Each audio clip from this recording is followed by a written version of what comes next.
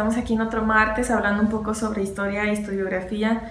Yo la verdad estoy muy contenta porque este video lo quería hacer desde hace mucho, es la continuidad de algunas cosas que ya hemos discutido en el canal, como que es el historicismo y la escuela de los anales, y por lo cual voy a complementar algunas cosas de los videos anteriores que quedaron como en duda. Y también no voy a detenerme mucho a ahondar en esos temas, ¿de acuerdo? Porque ya les dedicamos un video. Pero bueno, entonces, ¿qué fue la crisis del historicismo? Ya sabemos nosotros que el historicismo es una visión de la historia proceso y de la forma de hacer historia también, que tuvo una hibridación muy peculiar en Alemania, ¿no? Titubeada por Rank, y después imitada en otros espacios como Francia, como Inglaterra, etcétera, que por un lado exigían cientificidad de parte de la disciplina histórica y también por otro lado tenían una visión muy determinada de lo que es la historia, ¿no? O de los actores que importan en el proceso histórico, y por lo tanto se tiene que hablar de ellos, que son, por ejemplo, las instituciones, el Estado o las élites, ¿no? Otros espacios, digamos, fuera de Occidente, fuera de Europa, no van a ser considerados como parte de la historia, ¿de acuerdo? Ni van a ser considerados para las formas de hacer historia, que en ese entonces era un método riguroso, digamos que se hablaba de los tiempos pasados, de los muertos, y por lo tanto la fuente principal fueron los documentos. Los testimonios orales se van a desacreditar por completo, y bueno, digamos, en el pasado se encontraban los documentos y a través de un método riguroso podíamos extraerlos, ¿no? Y al mismo tiempo hacer esto hizo que se tuviera una visión muy ingenua del tiempo, en el sentido de que se creía que acomodando estos hechos se daba con el sentido de la historia, ¿no? Es decir, lineal, acumulativa, etcétera, aunque su proyección va a ser hacia el futuro, ¿de acuerdo? Va en el 19 a gestarse esta idea de que el modelo o lo que se debe perseguir va a ser proyectado hacia el futuro, ¿de acuerdo?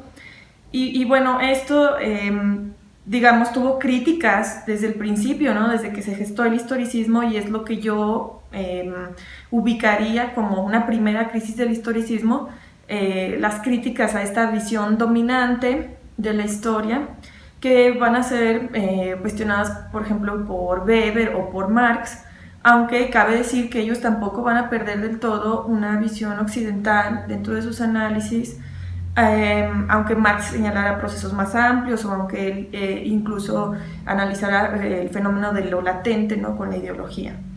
Entonces, bueno, esta sería una primera crisis. La segunda crisis del historicismo va a venir cuando a finales del siglo XIX y a principios del siglo XX, también por críticas, pero con respecto a la cientificidad. Es decir, se criticó al historicismo no porque aspirara a ser científica la historia, ¿de acuerdo? Al contrario, se le criticó porque no fue el historicismo lo suficientemente científico, y por lo tanto vinieron respuestas como la historia económico-social en Alemania, o la escuela de los anales en Francia, o la sociología, que, digamos, intentaban hacer una mirada mucho más científica y rigurosa, aunque sí, bueno, ya cuestionando otros sujetos, otros espacios, pero digamos, se trataba de perfeccionar la historia como profesión, digamos, y continuar con esta visión científica, ¿no? Otra propuesta vino de Estados Unidos, en la que incluso, bueno, se le va a conocer después como el nuevo historicismo, ¿no? Digamos, a toda esta amalgama de nuevas formas de hacer historia, pero, digamos, todavía persiguiendo la cientificidad, ¿de acuerdo? Incluso en la primera y parte de la segunda y tercera generación de anales vamos a ver todavía estos rasgos, ¿de acuerdo? Y bueno, esa sería una segunda crisis que yo apuntaría.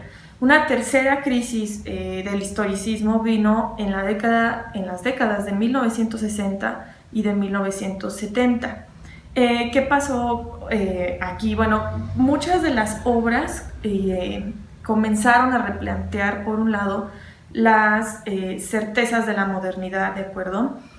Por ejemplo, obras como la de Thomas Kuhn, Las revoluciones científicas, en la que él apunta a que lo que concebimos como científico o como ciencia está histórica y culturalmente determinado, acordado, y también, que obviamente esto suscitó mucha polémica, que obedece, digamos, a grupos de poder o grupos de conciliación que, digamos, pactan o acuerdan cuáles van a ser las reglas del discurso para que se acepte que algo sea científico, etc. Entonces es una obra muy importante, ¿no? Por otro lado, bueno, tenemos todo este contexto después de la Segunda Guerra Mundial, y además en la que ya teníamos los antecedentes de la semiótica, de la lingüística, para, digamos, encontrar como punto clave en las discusiones el lenguaje, ¿no? Y bueno, entonces por un lado se comenzaba a cuestionar la visión de la historia desde un punto de vista acumulativo y progresivo, como lo vemos en Kuhn, por ejemplo, en este caso con la historia de la ciencia, y por otro lado comienzan a acentuarse las discusiones sobre el lenguaje, ¿de acuerdo?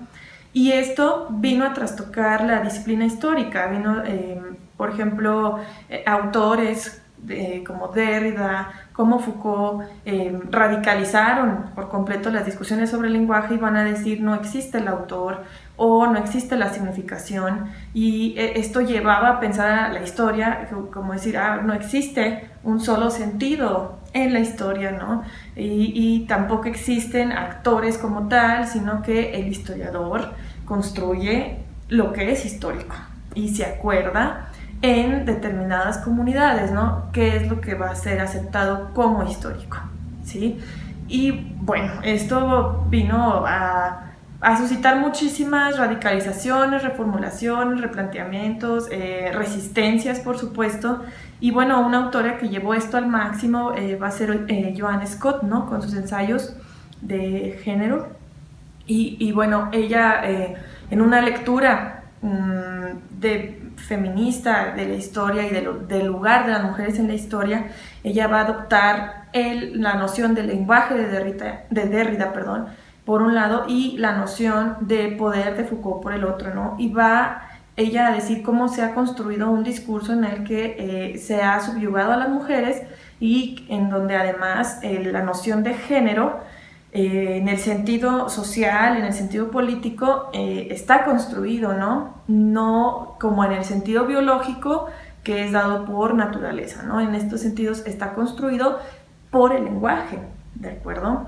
Y bueno, hasta aquí sería una tercera crisis del historicismo, y la cuarta y última, o que seguimos todavía en ella, pienso yo, no sé cómo ahí sería lo correcto de posicionarlo, pero bueno, yo la ubico en 1990, en 1989, 1990, en la que cabe destacar que acontecimientos como la unificación de Alemania o como la caída de la URSS no fueron vistos en su momento, esa lectura va a ser posterior, no fueron vistos en su momento como, es que ya se acabó la gran narrativa de la historia, y aquí están las consecuencias, ¿no? Fracasó el socialismo, fracasó el comunismo, no hay progreso, no. Esa lectura va a ser posterior, ¿eh?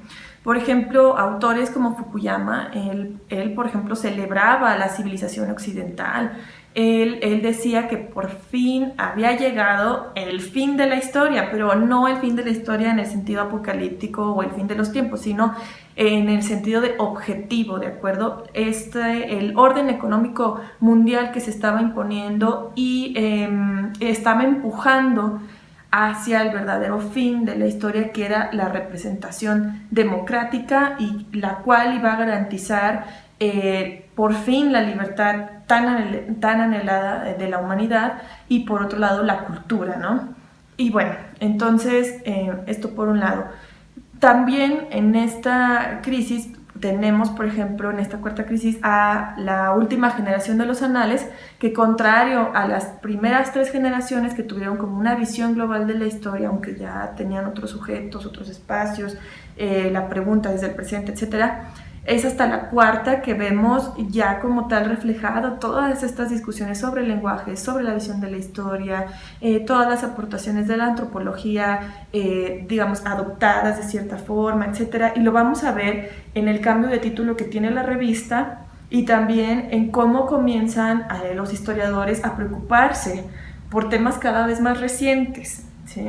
O por periodos más recientes y por nuevos sujetos que antes no estaban o que, bueno, estaban de otra forma vistas por el historiador como el testimonio. Y bueno, aquí comienza a resurgir todo un replanteamiento de variedades, de temas, de sujetos, y bueno, el hecho de que ya no haya una gran narrativa que dé significado a la historia como totalidad, esa gran historia progreso o a esa historia que en un momento Lévi-Strauss denunció a los historiadores verla como un sinónimo, ¿no?, de humanidad, no quiere decir que no haya un significado de la historia o que no sirva para nada, o que la profesionalización de la historia no tenga sentido. Ya no tiene sentido pensarlo, creo yo, desde un sentido decimonónico. Y bueno, hay resistencias a esto todavía hasta la fecha. Tenemos varios artículos que lo prueban, ¿no?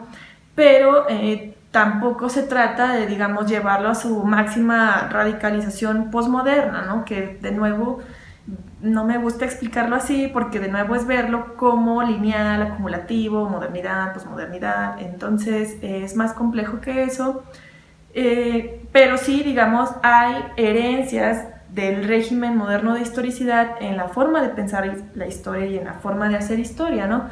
Porque, por ejemplo, si bien Hayden White, por ejemplo, sí, y otros apelaron a que la historia se acerca mucho a la ficción, y que esto ya lo había dicho Rank también, ¿no? Hay algo de literario, hay algo artístico en hacer historia, por ejemplo Roger Chartier va a decir, pero aún así no es el propósito del historiador hacer literatura, ¿no?